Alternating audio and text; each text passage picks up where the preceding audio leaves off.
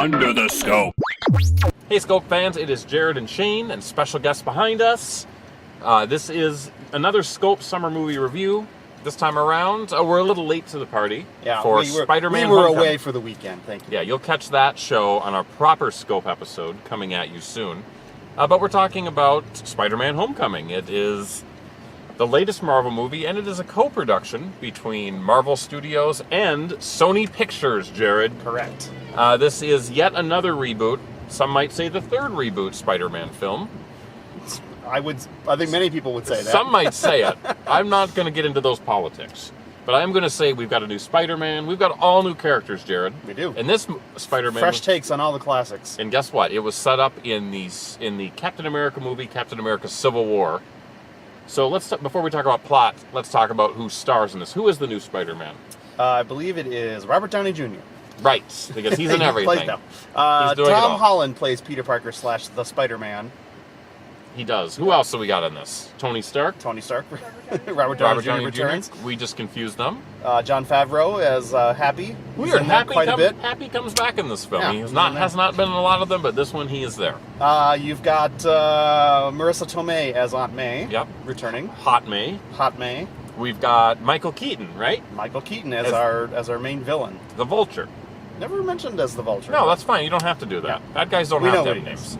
Tombs, that's Yep. his name.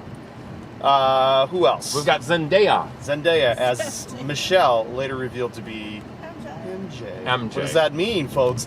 I suppose since it is Monday after a big weekend for Spider-Man, chances are you've probably seen this already, so we can get into a little bit of spoilers. It's Yes. all Well, you just did it, Jared. A I big know. one. You dropped a bomb. right. Yeah, retroactive spoiler alert. And then you've got his cast of friends. I don't know all of the young kids' No. names, but I know Tony Revolori, whatever, from Grand Budapest Hotel. He played Flash Thompson. Oh yeah, I recognize that guy. And the other ones I don't know their names. His I don't best know friend Ned. Ned, yeah. But I don't remember. I've never seen that kid, but he's good. He's good. He's a man in a chair. He's sort of supposed to be a man in a chair, Jane. He's sort of a take on the Ultimate Spider-Man's best friend. I believe his name is Genki.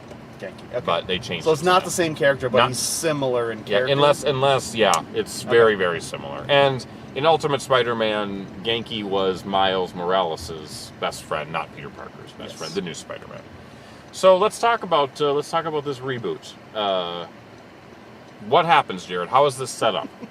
Well, initially it's set up kind of during the period of Captain America Civil War. We're seeing a film by Peter Parker, which is ostensibly his video blog of his life around the times where he's recruited by Tony Stark and he shows up at the big airport battle and all that kind of stuff. So you kind of get the behind-the-scenes take on that one. Yeah, it was kind of fun to do that. And then we smash cut to 8 months later. Not 8 years. Yeah. That would be a Well, long there time. are big jumps there because That's true. We did. did. Okay, so actually the opening scene we had was before. It was in like post The first Avengers. first movie. Avengers big battle. There's a lot of destruction, and we're introduced to Michael Keaton and his crew of workers, and they're just trying to make a living, Shane. They're local Joes that were tasked to clean Yeah. up the mess, but They then got we a find contract. out the government says, stepping in. no, it's the government always bringing you down. And we finally get our first look at what has been known in Marvel Comics for a while is the crew that cleans up these messes, damage control. Yes. They seem to be a bit more, I don't know if nefarious is the right Yeah. word, but they're definitely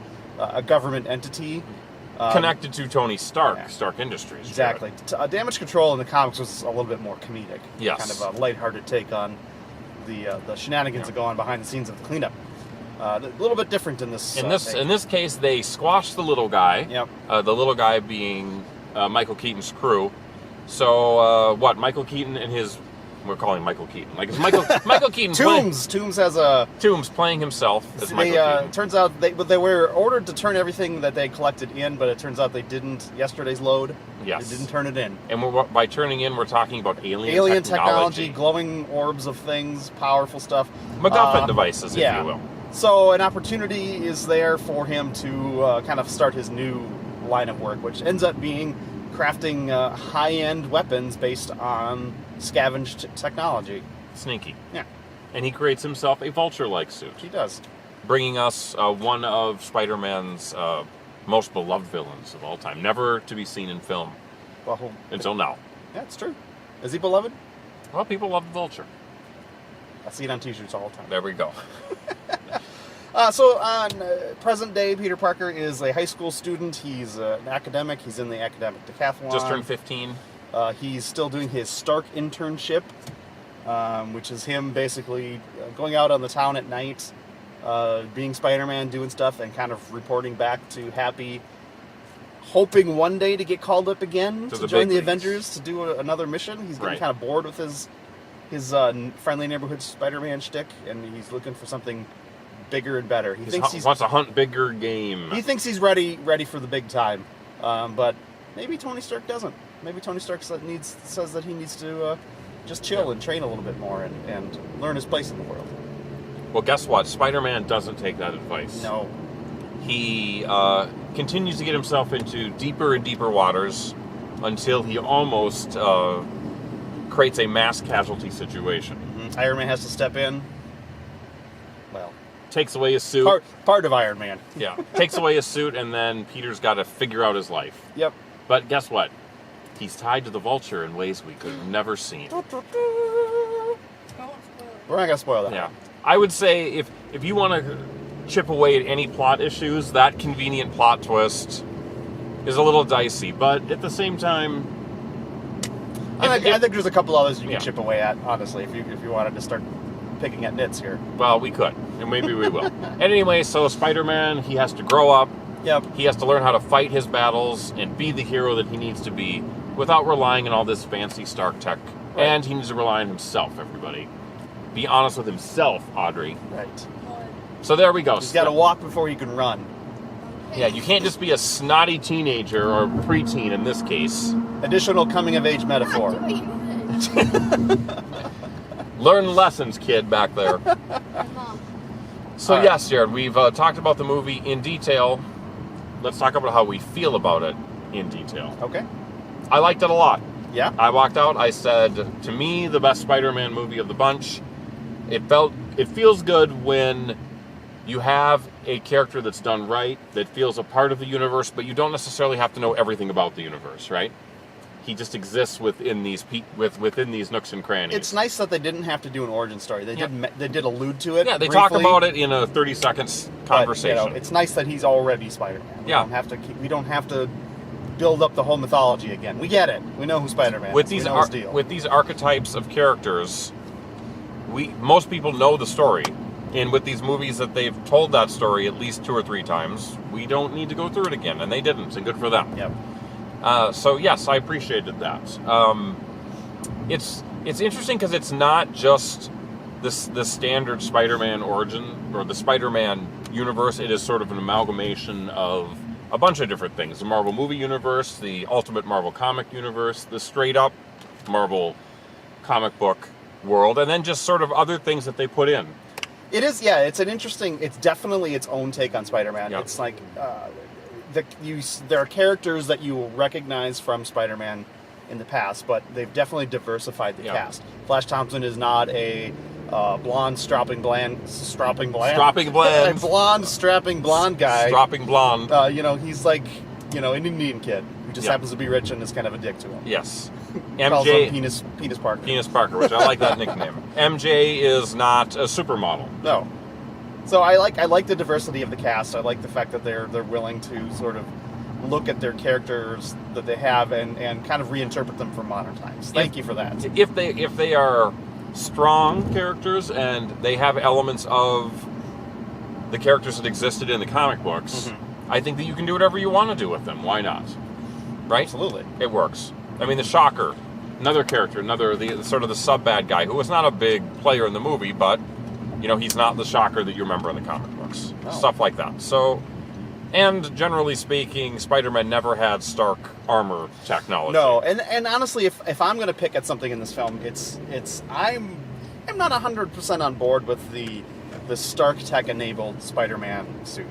I think it's too much of the Iron Man stuff in it, and I know that people like that, but I really hope that in future iterations, maybe they bring more of Peter Parker's technology to it, because he's, the character, he's very smart, he is quite the inventor, and it feels like, I don't know, it feels like they're not allowing him to bring enough of his own intelligence to the game. he's already just gifted this super suit from Tony Stark. So I don't have as much of a problem with that because I feel like it's an organic advancement of the story. Yeah, I know. I mean, it feels. Hey, quit your jibber jabbing back there, making fun of us. It feels like it is a part of the Marvel Cinematic Universe. Now, No, I get that. Now, if they sort of let Spider-Man be Spider-Man without all of the Stark influence, and they may do that.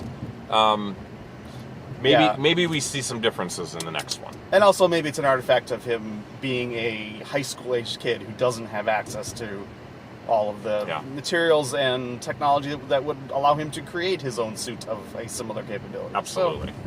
So I'll allow it. Pick but that. I just hope that he's not always going to be so reliant on Tony Stark. We'll have to see how that goes. He's a child. That's what I'm saying. Now he's a child. In the future, he won't be. He'll be a man, baby. Really? People grow up. Oh, wow. Well, good thing we have an Not audience. these two. Turn her mic off. Can we do that? No, but we can park the car and they can get out. We are. We're getting out. All right. So, Yeah, so what do we think about the performances? I think across the board acting was strong. I think Tom Holland is as good of a Spider-Man as we've seen. I think he's great. He seems to embrace the role.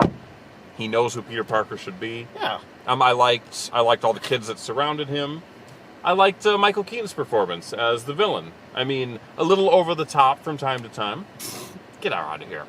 But I liked him. I was convinced. And you did once you sort of learned about his motivations. Yeah. You got it a little bit more. I mean, he's definitely going to do whatever it takes to defend his family. Yeah. I mean, again, it's villains are villains, but considering how many bad villains we've had in Spider-Man movies. We've had bad villains, and we've had bad villains in MCU movies. I mean, Correct. they're kind of there to serve the story, and there isn't anything more to them than that. At least we get a little bit more to the Vulture's backstory, which is good. And they've set up an interesting situation with the Vulture at the end of the movie, which I think has some echoes of Marvel comic book storylines. I don't know if it's with the Vulture himself, but I think that it will make for interesting sequels, especially if the Vulture's a part of that. So yeah, absolutely. Yeah, I have no qualms with anybody they cast. I think it was very enjoyable. As a matter of fact, a lot of the parts of the movie I liked were the non-action stuff. I liked Spider-Man trying to deal with, a place where there are no buildings to swing from, for instance. Yeah, that was a lot of fun. As a matter of fact, he didn't even really swing from buildings in this. He had to run a lot. Yeah. I think maybe even when he was in the city, it's like he just hasn't figured that out yet. Maybe that's it. Yeah, and I feel like I agree with you. The stuff that's Spider-Man just kind of figuring out Spider-Man, or Peter Parker in regular social situations. I really enjoyed all of that stuff. Yeah. I think if there's anything that I'm going to pick on this film for, I felt like some of the larger set pieces maybe were. I don't know. I sort of maybe lost track of what was going on a little bit here and there. Some dark scenes. It could have been staged a little bit better, and I understand that you have a flying villain primarily, and so your final set piece is going to have to involve that in some capacity. But it felt weird that the big final Spider-Man battle was in the sky on a plane. I don't know. That just didn't feel right to me. I always feel like Spider-Man should be down in the city doing stuff, and I don't know. Again, maybe it's just the product of the villain being who he is that they kind of had to do that, but I don't know. I felt like I wanted some city action, and I didn't get it. Yeah, they were not in downtown very often. Maybe they saved that for the Avengers, although the Avengers have moved out now. Yeah, so we'll have to see where that goes. Yeah. Beyond that, where do you think the Spider-Man movie universe is going to go now that Sony has tasted success, like a legitimate creative success and a financial success with this film? I think any film that has Spider-Man at its core is probably going to be successful, and it's going to involve Marvel Studios. Anything else is completely suspect at this point. Sony has to earn my trust. So they're talking about a Venom standalone film. They're talking about a Black Cat. And they're talking about it as if it's not even going to be part of the MCU, which is a huge mistake. Yeah. I mean, I think technically it will be part of the MCU because I think that's just the deal at this point, but it won't. You'll never see any crossover stuff. No, and I don't necessarily need to cross over, but just acknowledge that it's part of the whole thing instead of pretending like it's its own separate thing. It's weird to me. Yeah, Sony, you lost this battle. You're part of the family now. Just embrace it and enjoy it. They reap the benefits. They see what Fox has done, and Yeah. I think that they really hope that they can get to that point. They just don't have enough Fox, material. And guess what? Yeah. Fox, a lot of people would argue, they're not doing it right with X-Men. This would be one of them. I think it's a disaster. I think that what they're doing is a disaster. Yeah. And if Sony wants to go down that route, especially with DC starting to figure things out and Agreed. crowding the market, you've got to go where the winners are at. And for them, it's not going to be on a path on their own. They will be those movies will be failures, and they probably will not be, failures from a creative standpoint. And who knows if they can get people to come and see these films if it doesn't have Spider-Man in it. You cannot have a Venom movie and not have Spider-Man. You can't have Black Cat and not have Spider-Man. You just can't do it. What's the point? I guess what we're saying is, Sony board, don't listen to your studio heads. Listen to these two guys talking. We know what we're talking about. We know what'll set you on the right path. Keep Spider-Man with his friends in the Marvel Universe. Thank you very much. Yeah, super friends. Spider-Man and his amazing friends. That's the right one. Jared and Shane are his amazing friends. Right. Get Iceman in there. Get Firestar in there. We're good to go. Well, let's take a break and see if we can find an amazing score for this film, shall we? The Scope score is 3.5 stars. So we're going with 3.5 stars. That seems to be the going rate for our superhero films. Jared a little lower. Across the board. So I'm far, a little 3.5. higher. My commentary was this: if you want perspective, I like Spider-Man better than Wonder Woman. It's very close with Guardians of the Galaxy. I felt probably the same way walking out of this film as I did Guardians of the Galaxy. Like, it was a successful superhero film with a few small. And I think I probably like Guardians of the exceptions. Galaxy 2 more than you. Well, just slightly. Yeah, it was really close. The net score is 3.5 on all these, so they're all right there. Right. As far as we're concerned. So. Now, let's say something about Wonder Woman briefly. Okay. If there would have been other successful DC Universe movies, maybe Wonder Woman slips for me a little bit closer to 3.25. Okay, so you have to view it in the context of what it's a they're doing contextual so far. score.